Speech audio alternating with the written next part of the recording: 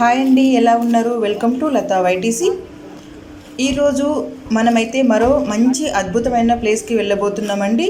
ఆ ప్లేస్ ఏంటంటే అర్ధరాత్రి అమ్మవారికి బోనం తీయడం అనేది మీరు ఎప్పుడూ చూసి ఉండరు, విని ఉండరు కదా. మేమైతే ఇప్పుడు అక్కడికే బయలుదేరుతున్నామండి. వెళ్ళేది అమ్మవారి గుడికి కాబట్టి క్షేమంగా, లాభంగా, పుణ్యాన్ని, భక్తిని మూటగట్టుకొని రావాలి కదా. అందుకని వెహికల్ ఆలస్యంకి చిన్నగా పూజాది కార్యక్రమం చేస్తున్నాము. వీడియోనైతే ఎక్కడా స్కిప్ చేయకండి. రాత్రంతా మెలకువతో వండి చేశాను. అలాగే వీడియోని ఫస్ట్ టైం చూసినట్టయితే సబ్స్క్రైబ్ చేసి చూడడం మాత్రం అస్సలు మర్చిపోకండి. మా వెహికల్ స్టార్ట్ అయిపోయింది. మా వారైతే కొబ్బరికాయ ఒక్క దెబ్బలు పలగొట్టేశారు. ఎల్లమ్మ, మల్లన్న ఇద్దరు అక్క తమ్ముడా, అన్న చెల్లెల అనేది నాకైతే కరెక్ట్గా వరుస తెలియదండి. మీకు ఎవరికైనా తెలిస్తే నాకు చిన్న కామెంట్ చేసి చెప్పండి. ఇంకా మా అక్క వాళ్ళందరూ మిడిల్లో యాడ్ అయిపోతారండి. ఇప్పుడు సరిగ్గా 4 o'clock అవుతుంది. మేము 6:30 కల్లా టెంపుల్ దగ్గరికి వెళ్ళిపోతాము. బస్సులో, ఆటోలో, కారులో వెళ్ళడం కంటే ఇలా ట్రాలీ బండిలో వెళ్ళడం నాకు చాలా సరదాగా అనిపించిందండి. ఒక్కసారిగా నా చిన్ననాటి జ్ఞాపకాలన్నీ గుర్తొచ్చాయి. మేము ఇలా వెళ్తుండగా మాకు మధ్యలో ఇస్తరాకుల చెట్లు కనిపించాయండి. తలా ఒక చెట్టుకు ఎగబడి ఇస్తరాకులు కోసుకుంటున్నాము.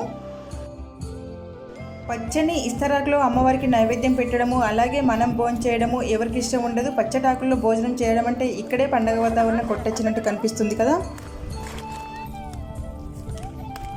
ఈ చెట్టుకున్న ఆకులన్నీ కోసిద్దాం అనుకున్నాను, కానీ మా వాళ్ళు చీకటైపోతుంది పదాన్ని పైనుండి అరుస్తూ ఉన్నారు. సంచి పట్టుకొని ఆకులు కోస్తుంటే కాగితాలు ఏరుకునే వల్ల కనిపిస్తున్న వచ్చి త్వరగానే అరుస్తున్నారండి మా వాళ్ళందరూ.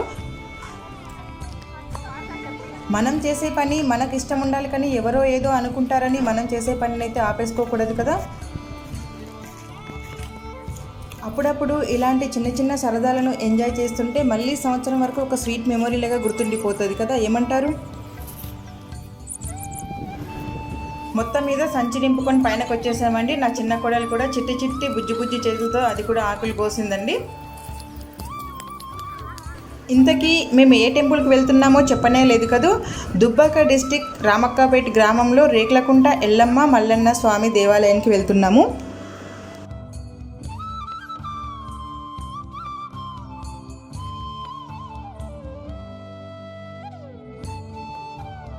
టెంపుల్ దగ్గరికి వచ్చేసాము. ఇప్పుడు సరిగ్గా టైం 6:30 అవుతుంది. మా అక్క వాళ్ళందరూ మిడిల్లో యాడ్ అయిపోయారండి వెహికల్లోకి. ఈ టెంపుల్ విశేషం ఏంటంటే ఎంత లేట్ అవుతున్న కొద్దీ, చీకటి అవుతున్న కొద్దీ భక్త జనావళి ఎక్కువ అయిపోతుందన్నమాట. అందుకనే త్వరగా గుట్ట పైనకు వెళ్ళి నడుచుకుంటూ అక్కడ ఒక ప్లేస్ చూసుకోవాలి. అమ్మవారికి అక్కడే వంటలు చేసి భోజనం కూడా రెడీ చేసి పెట్టాలి. కార్లు, బస్సులు దిగడం ఈజీయే కానీ పాపం ఈ ట్రాలీ బండి దిగడం కాస్త కష్టమైపోతుందండి మా వాళ్ళందరికీ.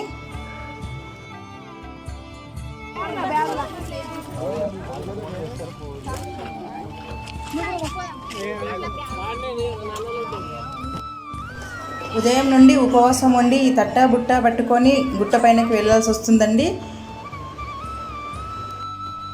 మొత్తం మీద గుట్ట పైనకి వచ్చి ఒక ప్లేస్ రెడీ చేసుకున్నామండి. అలాగే ముందుగా బియ్యాన్ని తీసుకొచ్చి మల్లన్న స్వామి దగ్గర బియ్యం సుంకిస్తున్నాము. ఈ సుంకించిన బియ్యంతోనే బోనంలోకి వంట చేయాలన్నమాట. వాళ్ళ మంత్రాలతో వాళ్ళు ఈ కార్యక్రమాన్ని చేస్తున్నారు.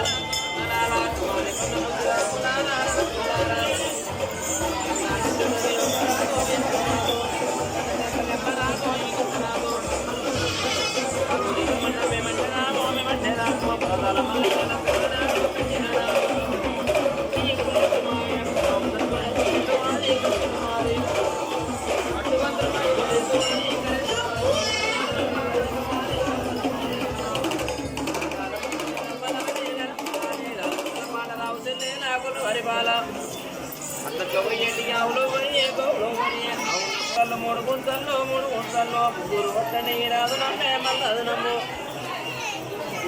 మాయి పుల్లెట్లు మాయి పుట్టిల్లు మాని కట్ల తోడ పౌదల్లేనా పేరు కళ్ళు మూడు గుంతల్లే మూడు గుంతలు 60 రూపాయల మల్ల కాలనాడు పెట్టినాడు 16 వచ్చాయినా రామ రామ రామ రామ ఇక భగవంతుడు దేవుడేమో రామ రామ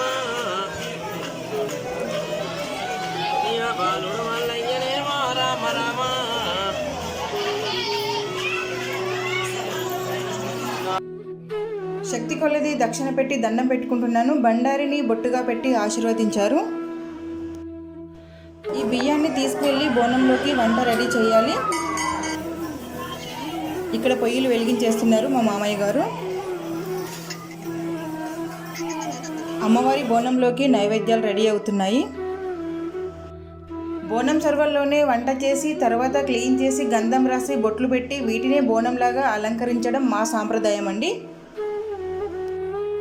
ఈ గుడిలో ఒకవైపు ఎల్లమ్మ, మరొక వైపు మల్లన్న స్వామి ఉన్నారండి. చాలా శక్తివంతమైన గుడి అని చెప్తున్నారు, కానీ ఎలాంటి సౌకర్యాలు అయితే ఇక్కడ లేవు. గుడి యాజమాన్యం ఇంకాస్త ఫెసిలిటీస్ పెడితే బాగుండును అనిపించింది. ఎందుకంటే రాత్రుల్లోనే భక్తజనాలు ఎక్కువగా ఉంటున్నారు కాబట్టి స్పెషల్గా లేడీస్కి వాష్రూమ్ సౌకర్యం, అలాగే వంటలు చేసే వాళ్ళకు ఇబ్బంది కలగకుండా లైటింగ్ సౌకర్యం ఉంటే బాగుండును అనిపించింది. జనాలు చాలా దూరం నుండి వస్తున్నారు కాబట్టి రాత్రుల్లో ఇక్కడే ఉంటారు కాబట్టి ఇంకాస్త సౌకర్యం ఉంటే బాగుండును అని అనిపించింది నాకు. చకచక పొయ్యి వెలిగిపోతుంది. ఇంకాసేపట్లో వంట రెడీ అయిపోతుంది. ఇక్కడ మల్లన్న స్వామికి, ఎల్లమ్మ తల్లికి పట్నాలు వేసేవాళ్ళు పట్నాలు వేసి తొక్కుతున్నారు. అలాగే ఒడిబియ్యం పోసేవాళ్ళు ఒడిబియ్యం పోస్తున్నారు. ఇవన్నీ కార్యక్రమాలు కూడా రాత్రుల్లోనే జరుగుతున్నాయి.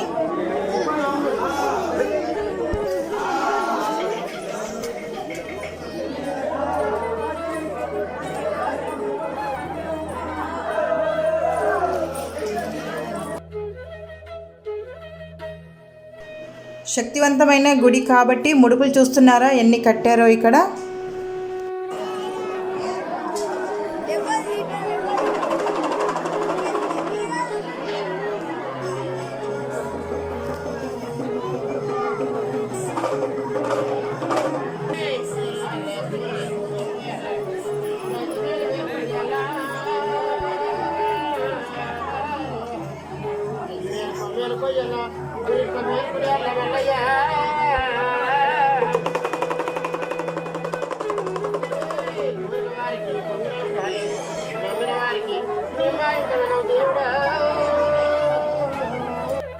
ఇక్కడ చూస్తున్నారా అమ్మవారి గుడి చుట్టుముట్టు బోనాలు రెడీ అయిపోయినాయి. చీకట్లో ఎంత అందంగా కనిపిస్తున్నాయో కదా.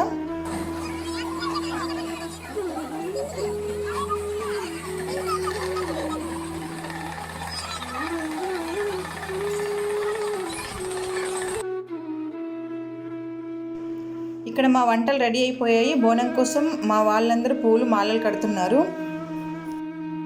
లైటింగ్ చాలా తక్కువగా ఉండడం చేత మీకు సరిగ్గా కనిపించడం లేదు. మేమైతే సెల్ ఫోన్ లైట్లు పట్టుకొని ఇక్కడ కార్యక్రమాలు చేసుకోవాల్సి వచ్చింది. బోనం రెడీ చేసి పెట్టేసి మల్లన్న స్వామికి, ఎల్లమ్మ తల్లికి ఒడిబియ్యం పోసి కొబ్బరికాయలు కొట్టి రావడం. ఇంకా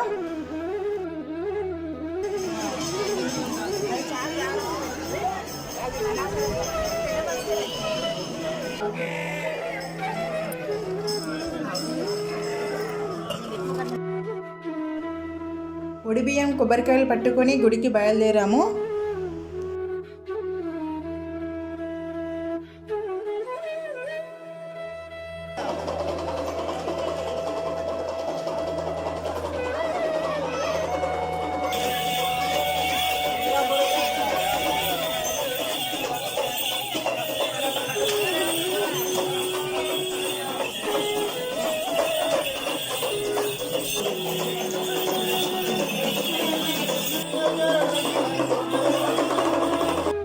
స్వామి అమ్మవార్లకు ప్రదక్షిణాలు చేసి కొబ్బరికాయలు కొట్టి ఒడిబియ్యం పోయడమే. ఇంకా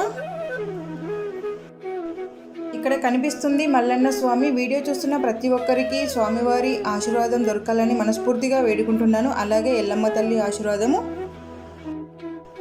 ఇక మా పూజాది కార్యక్రమాలు అన్నీ అయిపోయినాయండి. మా బోనాలు అయితే చకచకా వెలిగిపోతున్నాయి. అలాగే మా భోజనాలు కూడా కంప్లీట్ అయిపోయినాయి. ఇప్పుడు సరిగ్గా టైం వచ్చేసి అర్ధరాత్రి 1:30 అవుతుంది. మేము కిందికి వెళ్ళి సరదాగా చూసేద్దామని వచ్చాము, ఇక్కడ షాపింగ్స్ ఏమన్నా ఉన్నాయేమో అని. అర్ధరాత్రి 1:30కి మేము వాకింగ్ చేద్దామని వస్తే మా చేత క్యాట్ వాక్ చేపిస్తున్నారు. అర్ధరాత్రిలా కాదు, మిట్ట మధ్యాహ్నంలాగా అనిపిస్తుంది మాకు. ఎంతసేపు ఇల్లు పూజలే కాకుండా అప్పుడప్పుడు నలుగురం కలిసి ఇలా బయటకు వచ్చినప్పుడు సరదాగా గడపడం చాలా బాగుంటుంది కదా. నాకైతే చాలా ఇష్టం అండి ఇలా చేయడం.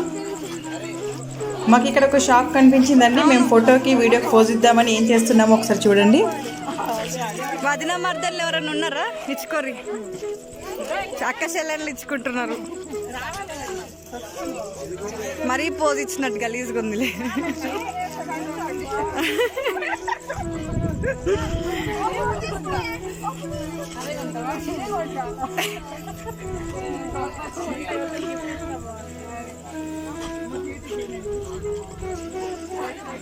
నువ్వు చదువు ఏమన్నా అందులో?